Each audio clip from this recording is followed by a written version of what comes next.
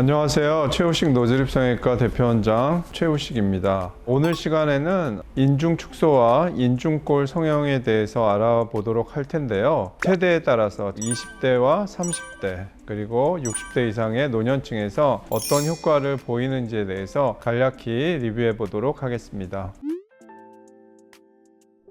먼저 20대 환자분의 케이스를 살펴보도록 하겠습니다. 정면 사진과 측면 사진을 보시면 알 수 있겠지만 인중이 다소 길어 보이고 입술의 외축 부분도 피부가 많이 말려서 그 부분도 길어 보이면서 입술 자체가 너무 작아서 이 환자분 같은 경우는 인중이 짧아지는 것도 원했지만 입술이 조금 더 확대되는 그런 효과를 원해서 이제 수술을 받으신 케이스입니다. 그래서 이 환자분 같은 경우는 우리가 인중 축소를 하는 방법 중에 내측과 외측 절개가 있는데 내측 절개와 이제 외측 절개를 동시에 시행하면서 인중골을 만들어준 케이스입니다. 전에 비해서 확실히 한 달이 지난 사진을 보면 인중이 많이 짧아져 있고 또한 인중골도 조금은 더 선명해 보이는 그런 효과를 보실 수가 있습니다. 그리고 환자 본인이 불만으로 여겼던 입술이 말려서 입이 작아 보인다, 이 문제를 해결하기 위해서 입술 외측 절개를 병행했는데 수술 후 사진에서 보듯이 전체적으로 윗입술의 라인이 훨씬 더 이상적으로 변했고 볼륨도 많이 도톰해졌고 그럼으로써 전체적인 입의 크기 자체가 훨씬 더 커 보이는 그런 효과를 볼 수가 있습니다.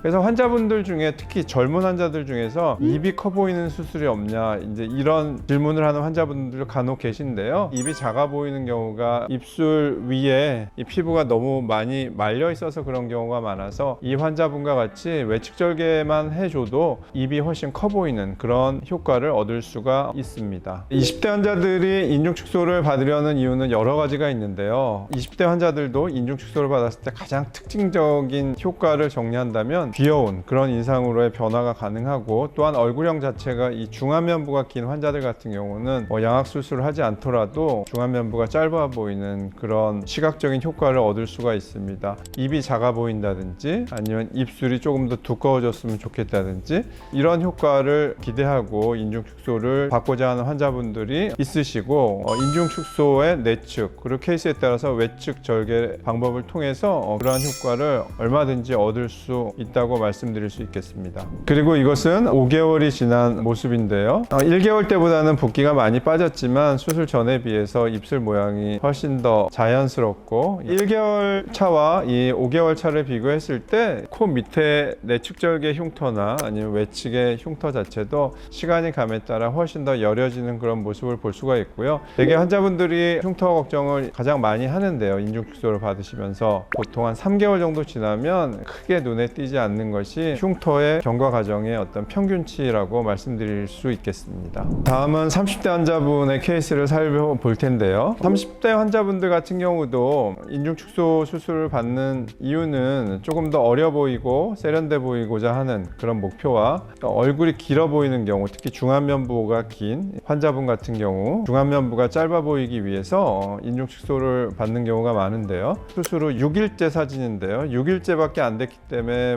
붓기가 약간은 있긴 하지만 그리고 이 오른쪽 입술 윗부분에 약간의 멍이 있기는 하지만 수술 전에 비해서 전체적인 이미지가 귀엽고 약간 세련된 모습으로 변화했다는 것을 알 수 있고 가장 특징적으로는 얼굴의 비율에서 수술 전에는 이 중안면부가 굉장히 길어 보였는데 6일차 사진만 보셔도 이 중안면부가 상당히 짧아 보이는 그런 효과가 있다는 것을 알 수가 있습니다. 이분은 요즘 유행하는 동안 인중의 길이로 꼭 해달라고 말씀을 하셔서 12mm가 남도록 해서 한 6mm 정도 인중을 축소해준 그런 케이스였습니다. 측면에서 보셔도 수술을 하면서 이 비순각이 약간 들어간 부분도 이 절제해내는 자가 조직의 일부를 이용해서 교정을 해서 돌출된 입이 약간 더 들어가 보이는 추가적인 효과까지 얻을 수 있다는 것을 볼 수가 있습니다.